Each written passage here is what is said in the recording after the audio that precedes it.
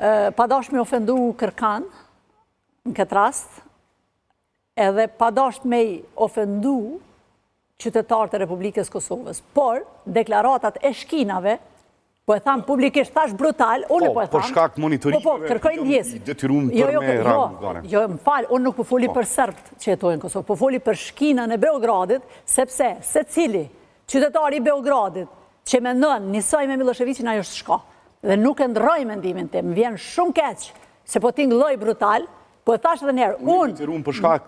Po, ti të rjek, unë distancohu krejt, unë nuk i komentoj deklaratat e shkinave.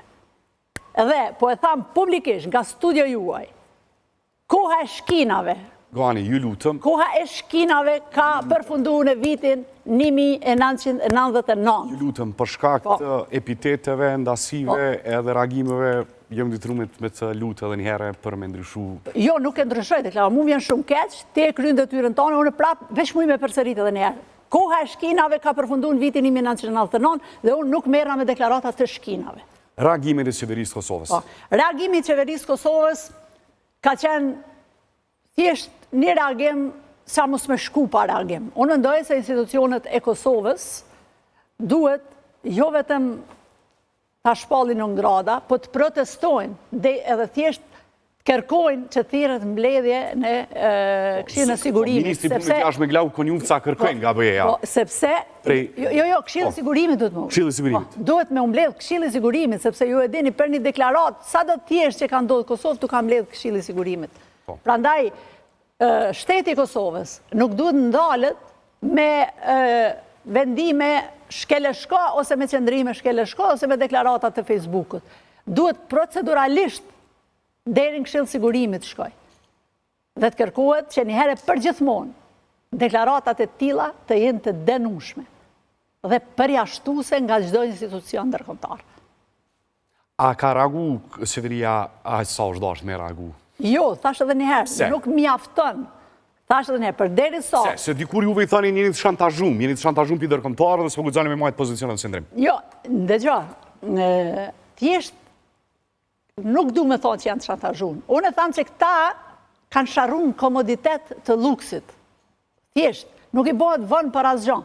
Ju e keni pa me çfarë vërulli, Ministrja e Ambientit i reagon Hykmete Bajramit, pse ngrit një çështje, pse atje po djegen mbeturina në mënyrën ma primitive të mundshme dhe shkatruese edhe për ambientin edhe për qytetarët në përgjithësi, ndërsa me çfarë butësie dhe me çfarë elegancë i reagojnë në deklarate të tillë. Thjesht, unë mendoj që këtyre më nuk ju bëhet vënë për kur gjatë. Thjesht kanë sharruar luks edhe vazhdojnë, e thash edhe një herë, pa asnjë kontroll, më nuk ka as thjesht edhe mediat pavarësisht që janë duke bërë punën e tyre maksimale, kanë pa që nuk po mundën me shtri ndikimin mjaftueshëm. Ju e keni pa dhe sot më duke keni raport ndërkombëtar, po që liria mediave është rrezik në Kosovë.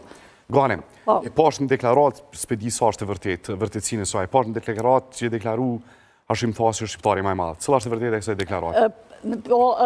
Kam qenë në një emision televiziv dhe më ka pyet për kohën aktuale, cili është shqiptari më i madh. Dhe unë kam thonë, nëse flasim përgjithësi për historinë, mund të thënë që është Skënderbeu Adem Jashari, ndërsa prej gjallëve të cilët janë, sot është më i madhi prej shqiptarëve, e tham me bindje të plotë, është Hashim Thaçi dhe epoka e tij është e papërsëritshme.